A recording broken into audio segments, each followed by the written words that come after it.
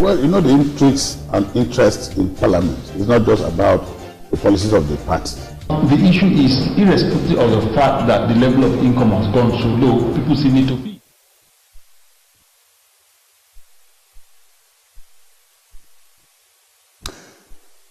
Thanks for still being there. It is still this morning on ITV.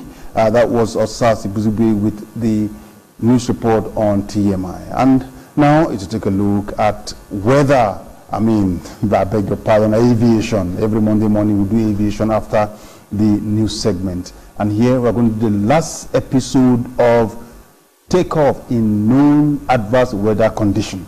And to do this, of course, his profile is on the screen. Mr. Goddy Ike, Nigeria's #1 aviation freak, who is also a licensed estate surveyor and valuer.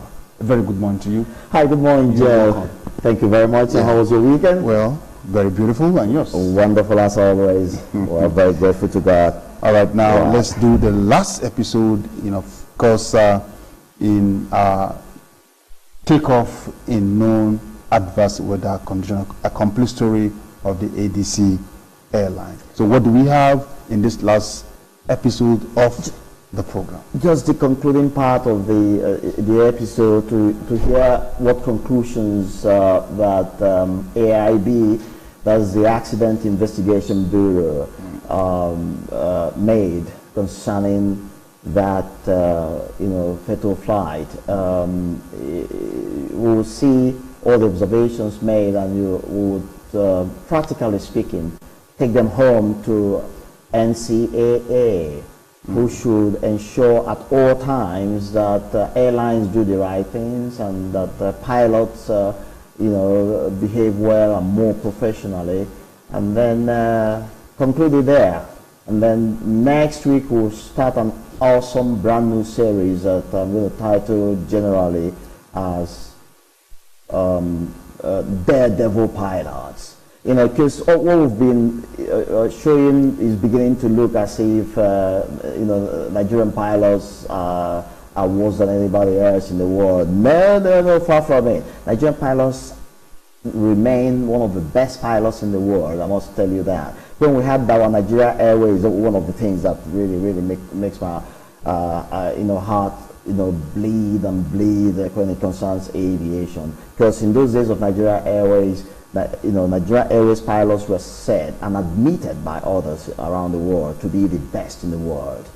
How things went so awry and went down, it's still something that we need to pick up the pieces, build on them, and become once again the best in the world. So next week we'll start brand new series, Daredevil Pilots, and we'll take a lot of accidents around the world that Nigerians haven't ever heard about.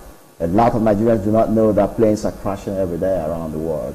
I'm going to bring them, and you see a lot of crazy things that they do on sometimes trial, in the cockpit, do everything wrong and end up crashing and slaughtering people. And sometimes landing safely. Well, sometimes landing safely. So we're going to see, Daredevil Pilots. Starting from next week, brand new series that will last for as long as this show will last. If we take say about 3 weeks or 4 weeks, as the case may be, we take a break, do other topics, and come back, because it's a rabbit hole. Daredevil Pilots is endless. Hundreds and hundreds of crashes. So basically, what you mean by Daredevil Pilots are those who take risks.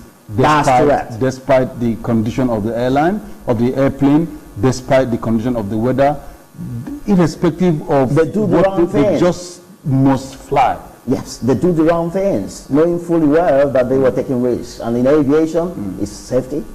Safety, nothing in between. We'll touch it after we must. That's correct. We've got 4 clips to go. That's why I took the liberty of discussing next week. Let's have clip 1, please, and we'll take it from there. Clip 1. Here we go, Joe. The pilot's reaction on, on training. If you remember, where we stopped, last week.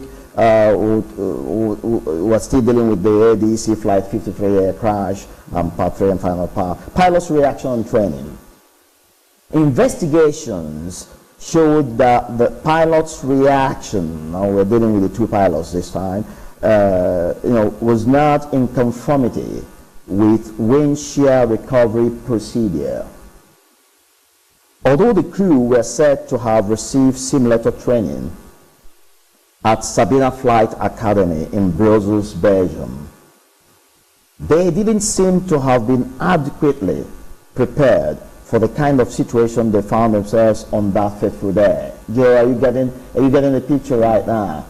Somebody's going to ask, did NCAA check through what those guys were trained for before they were allowed to begin to fly for ADC and fly the model of airplane? These are jobs of NCAA. They must very critically peruse through people's papers, investigate, not just that they told us and we agree. No, you investigate, reach out to the schools and find out whether they are qualified to fly around our skies. That's for NCAA. If you start today, good enough. Right. There was every indication that the aircraft had good enough energy to fly through the microburst-induced wind shear. That's AIB speaking to us, the Accident Investigation Bureau that carried out thorough investigation of that crash.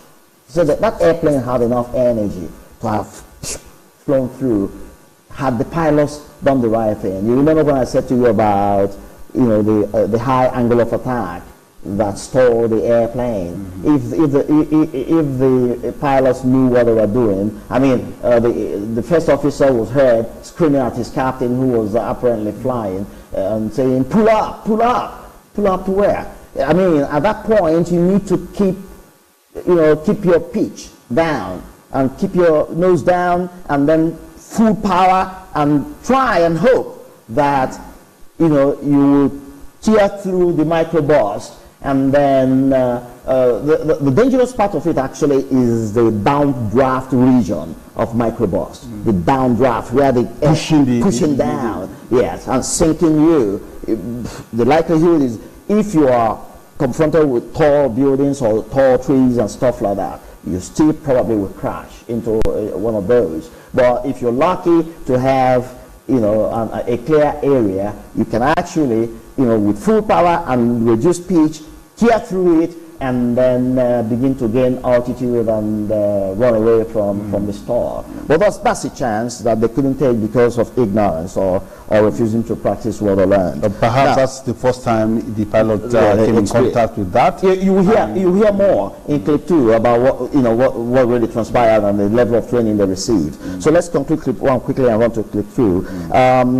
But the pilots were said to have the following challenges. I'll repeat this paragraph so that my viewers will understand. There was every indication that the aircraft had good enough energy to fly through the microburst-induced wind shear. But the pilots were said to have the following challenges. Number 1, the simulator used for their training did not have the same facilities as the actual aircraft they flew. Joe, did you get that? They had training at the Sabina, Academy in Brussels, Belgium. But the simulator there, they have exactly the same facilities as the plane they were coming home to fly.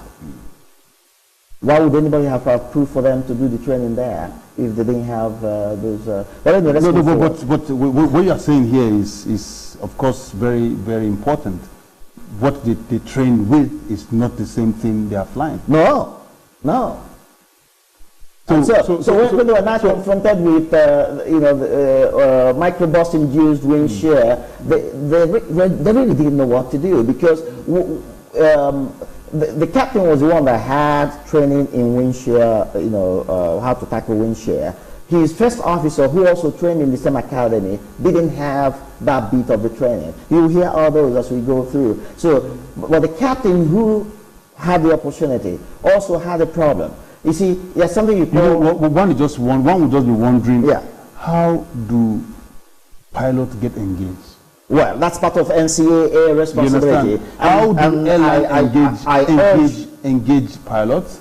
And what role does the NCAA play in assessing, you know, pilots employed by airlines? NCAA remains the alpha and omega, saddled with approving that somebody is qualified to fly, approving that an airplane is airworthy enough to take to the skies.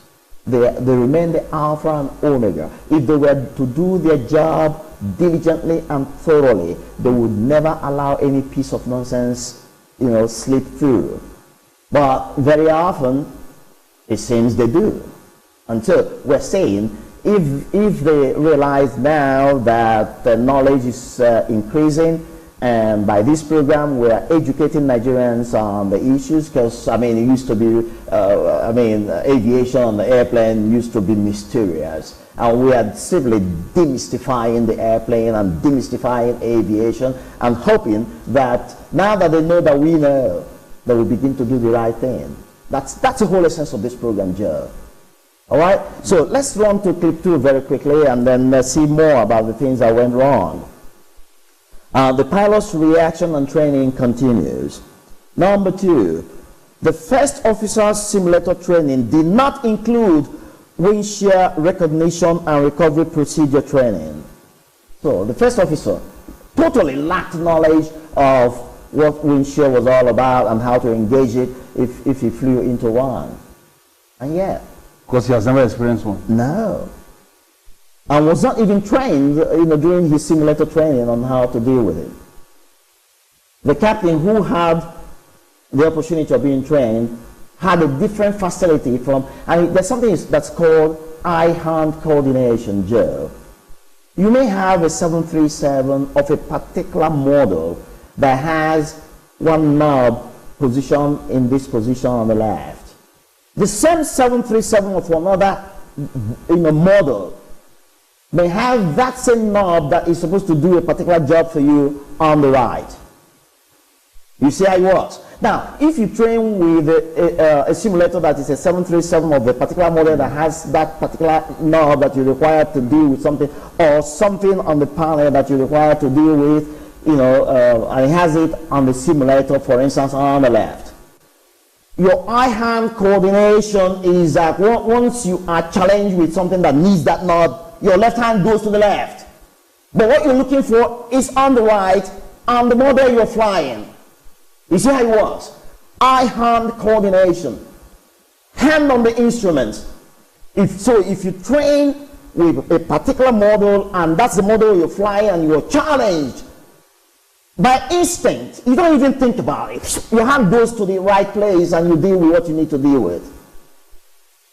So that is the issue, that is the challenge. That's why when you train as a pilot, you must stick to the airplane you're flying. If you must change from that airplane to another, you must go back to acquire skill for that. That's correct. Model of that's correct. You go back to the simulator. That's how it works, Joe.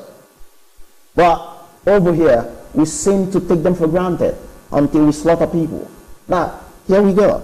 Let's continue. Although the captain received training on wind shear recognition and recovery procedure, his challenge lay in the fact that the simulator he trained with at Sabina Flight Academy in Brussels, Belgium, was not the same as the actual aircraft. Can you see that? I am not the one speaking, by the way, my dear viewers. This is AIB, Accident Investigation Bureau, speaking. I picked up this from their publication on the findings after investigation of that crash. So do not attribute that to Goddy. I'm speaking. You are quoting quoting AIB. What AIB said. That's correct. So that means in this issue we are really confronted with two things. One, there was a terrible weather. Two, we have pilots who were not trained. I mean, who were flying plane. They were not trained for. They were not trained for. That's correct. Very correct. And of course, we have several agencies responsible in checking these things out, but it appears they didn't do that. I'm sure by now they will be seeking out. So what can we do in this kind of issues? Well, it's up to government to also set up audit of those agencies and find out if those running them are really qualified to run them. And if they are qualified to run them, then they must be told that we won't accept these nonsensical things going on in our system anymore, and that if at any time you engage, as a matter of fact, they should even audit all the pilots that are flying in Nigeria today. That's what I recommend they should do. Those that are not qualified should be shown the way out. That kind of auditing, in what form do you think it will be, so that set up a committee, the corruption factor will not come in? Well, I will urge Mr. President to set up a committee that will be made of professionals and made up of good freaks like you and I, or rather better spoken like you and me, and better spoken like you and me. Because to do that, it requires a lot of traveling. Wait a minute, Joe. We need to audit these guys and be sure they are qualified to do this job. That's number one. Those that need retraining to be able to be safer pilots in the planes they fly, we recommend them for retraining, and they go out there, retrain with the appropriate simulators, come back and be better pilots. We can eliminate crashes from our skies. Joe, quote me. I am saying we can eliminate crashes. Airplanes are faithful machines. Human operators are unfaithful and dishonest, and that's why they fall off the skies. Now let's go on. Number 3.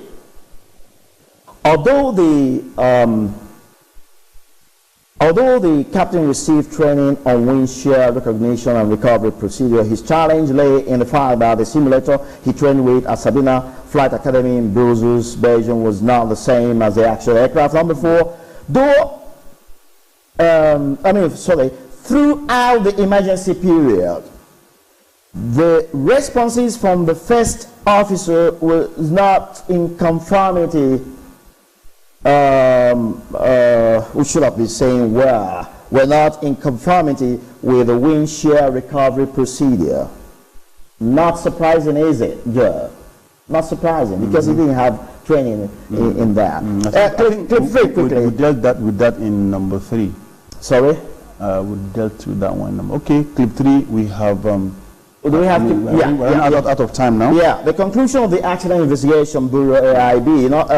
The AIB concluded that the cause of the crash was due to the pilot error. Quoting the AIB word for word. Now listen to what AIB said. The pilot's decision to take off in known adverse weather conditions and failure to execute the proper wind shear recovery procedure resulted in operating the aircraft outside the safe flight regime,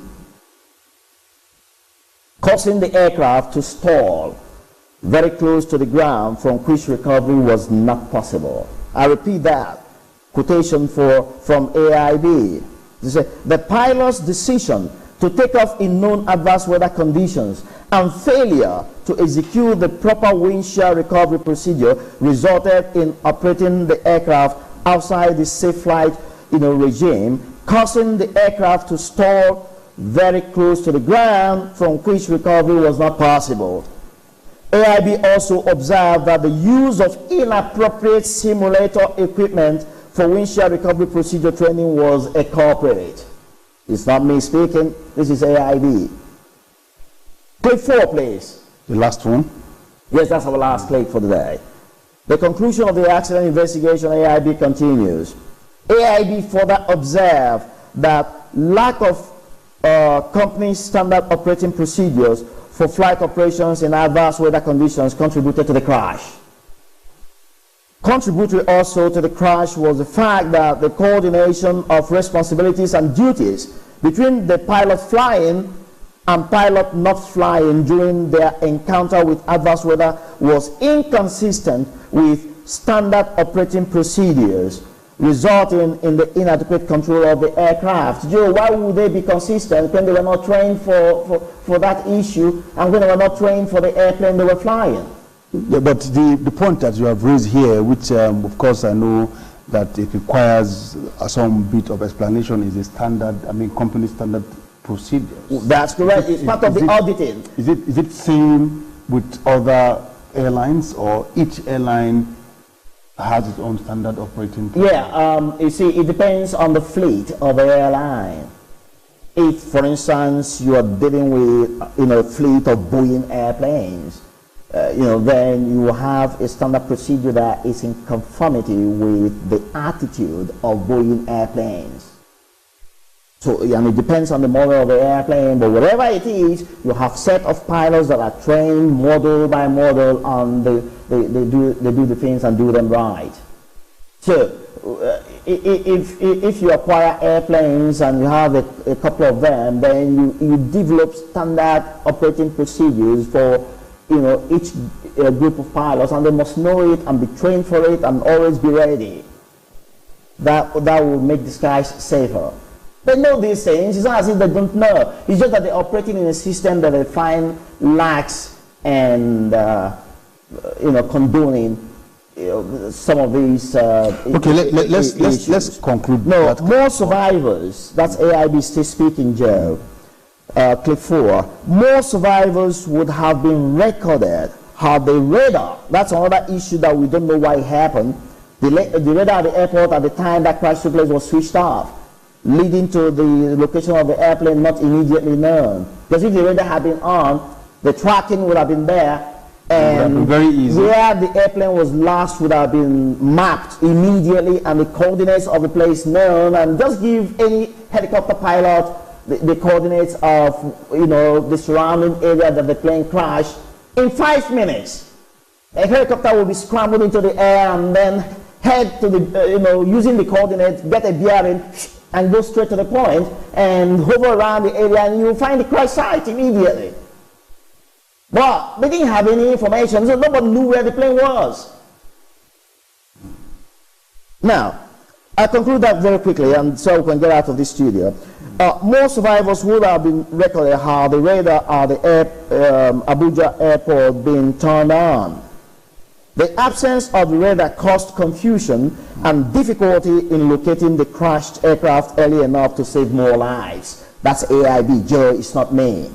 And it is really, really, really very sad, Joe, that this was what happened. If you ask me, I need government to reopen that case. Okay. And Joe, listen to this quickly. I'm recommending that government should reopen that flight 53 ADC, because a lot of beautiful people were slaughtered in that airplane, and cause them to be better compensated, because they should not have died. Yeah, but you see, that is, we are going to do that, is really going to sit on a tripod. Why? Because first, the operating procedure of the airline is faulty. Two, the pilots were flying a machine that they didn't have the training appropriate training for. Yeah. And then, of course, why would the radar go off?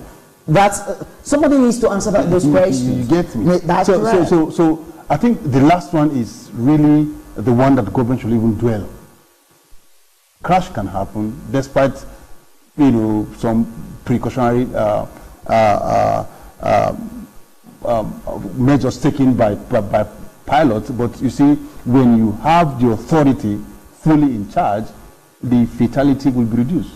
That's correct. So government needs to really look at that in my own and Joe, in my own thought. But before we round off this discussion, yes, we have also seen in developed climes that plane take off in terrible weather conditions.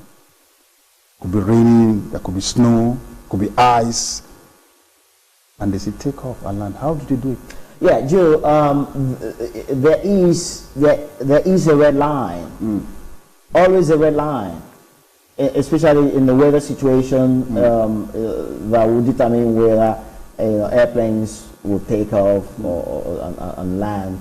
And that red line is usually watched very diligently and seriously. The problem we have in this part of the world, Joe, is that we lack the ability to keep routine, and we lack the ability to diligently, do things that require routine. We often get maybe it's our upbringing that is causing all this. We often get bored about sticking to a particular routine. I had described that once in this studio when I said, if your job, Joe, is that this my beautiful blue pen should always be left in this position, and the job is, Joe, we have a reason to need this to be here all the time, for as long as you're at work. And when you're passing on to the next person that will take over shift from you, ensure that it is certified that this is in this position, and the person that takes over, his job is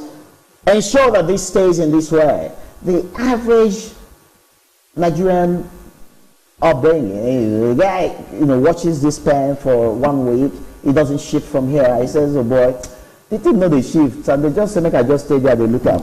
I don't tire. He leaves. The 1 second he leaves, the thing fell off. It goes off, and the damage that we were avoiding by saying that this must stay this position happens, and they say, I know Sabi say you go do now. It's an attitude. We've got to train our people. Yes, we need to move on. We need to move on. And moving on is that today, with this segment, the topic that we have been dealing with, takeoff in known adverse weather condition, comes to an end. That's correct. Next week is going to be Daredevil pilots. Daredevil pilots around the world, not in Nigeria. Yeah, those ones, like I said, irrespective of what the weather is telling them, it should be raining ice, it's not their business. It should be windy, it's not their concern. They don't care if the visibility is clear. And you very quickly, this 10 seconds must hit. Yeah, in 10 seconds, let me quickly conclude why I was describing what I was describing. If you go abroad right now, where snow is still falling, and you find that every second of the day, snow sweepers are standing by the runway. As one plane touches down and lands safely and gets away, a snow sweeper runs through the runway and then pour the required chemicals that will give good friction of tires on the ground, and get out of the way for another plane to come, touch down and go, and they run through again. And those are done by human beings, not robots. Do we have the discipline to do things like that when we need to? We'll find that out next week, same time, of course, here on ITV. The more we have on this discussion, of course, takeoff in known adverse weather condition. Next week is going to be a different one. But until we come your way, we'll take a quick break. When we come back, it shall be time to look at our program in the next segment, and that will be done with Pastor Petro. Stay with us. As you wake up in the morning, the first thing in the mind is knowing what is going on around you. Following get an up-to-date analysis